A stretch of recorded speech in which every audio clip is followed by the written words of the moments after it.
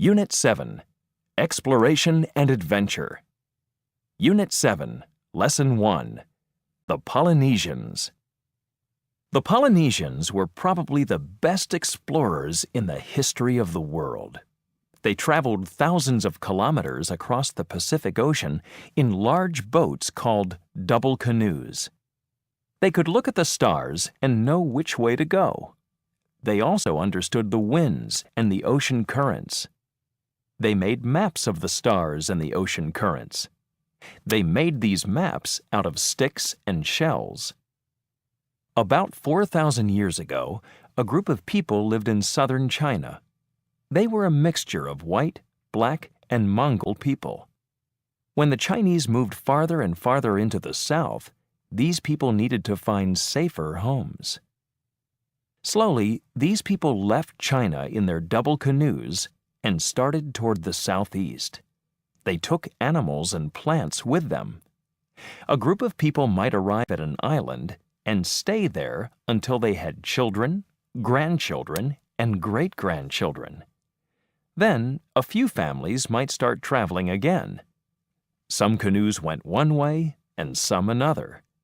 It took hundreds of years for them to reach all of the islands in Polynesia. The double canoe is one of the greatest inventions in history. The Polynesians were among the greatest sailors in history. They understood how to sail by the stars and use the winds and ocean currents. This made them great explorers.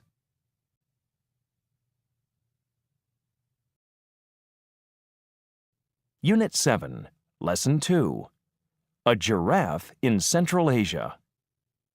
Tamerlane, 1336 to 1405, was a very strong Mongol leader. He and his soldiers fought until Tamerlane became the ruler of all Central Asia. Rulers of other countries wanted to make friends with Tamerlane. It was safer to be friends than enemies. Ambassadors from many countries took gifts to Tamerlane.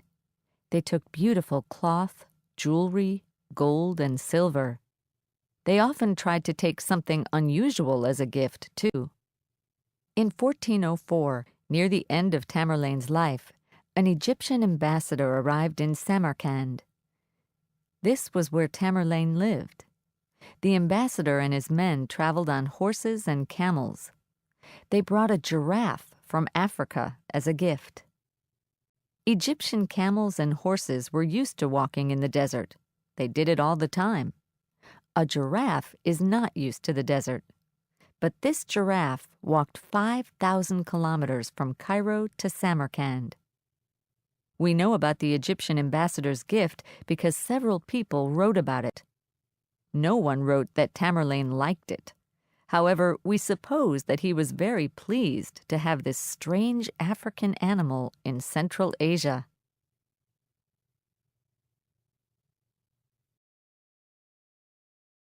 Unit 7, Lesson 3, The First Woman on Mount Everest. Mount Everest is the highest mountain in the world. It is in the Himalayas between Nepal and China, and it is 8,900 meters high. Sir Edmund Hillary from New Zealand and Tenzing Norgay from Nepal were the first people ever to climb Mount Everest. They climbed it in 1953. Men from several different countries climbed it after that.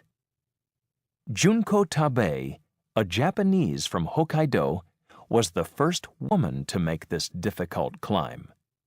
A Tokyo newspaper television company organized the Mount Everest climb in 1975. They chose 15 women from mountaineering clubs to go to Nepal. The group climbed for several days. Then there was an avalanche. The heavy ice and snow injured 10 of the women. They had to stop climbing. The other 5 continued. Only Ms. Tabei was able to climb the last 70 meters. She was standing on top of the world. She was the first woman there.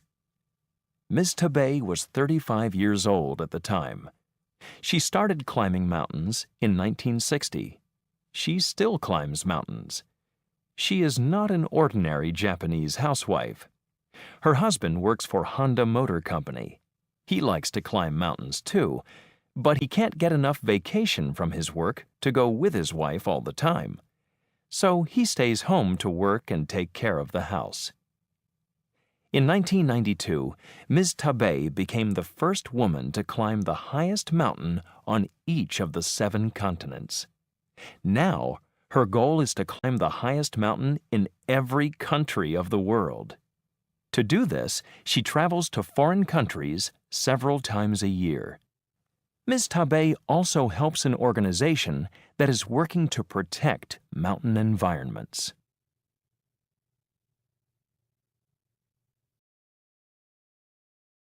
Unit 7, Lesson 4, The Iditarod. Every year in early March, dogs pull sleds in a race along the Iditarod Trail. This trail is 1,770 kilometers long.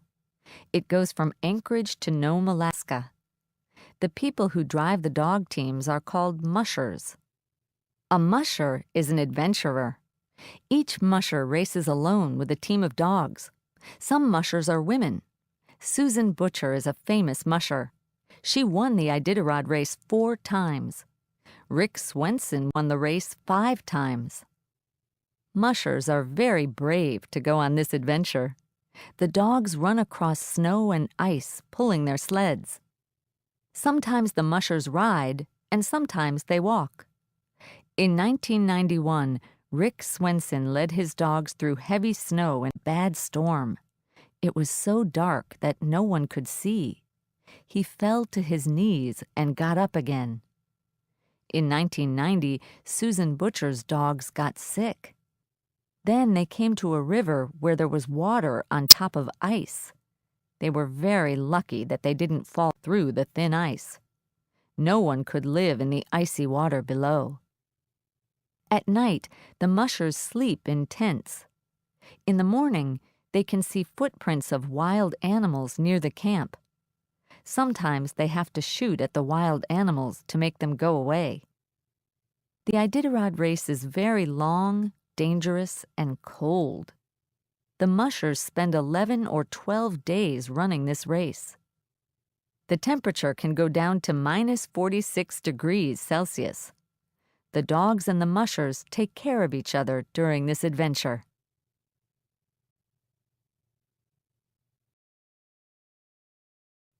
Unit 7, Lesson 5, Sailing Alone. In 1996, Subaru Takahashi sailed alone across the Pacific Ocean. Many other people did this before Subaru, but he was special. At age 14, he was the youngest person to sail across the Pacific by himself. Subaru left Tokyo on July 22, 1996. His boat was 30 feet, 9 meters long. In the boat, he had a 2-month supply of food and water. He also had a radio and other modern equipment for sailing. The beginning of the trip went very well. Subaru often talked to his parents by radio.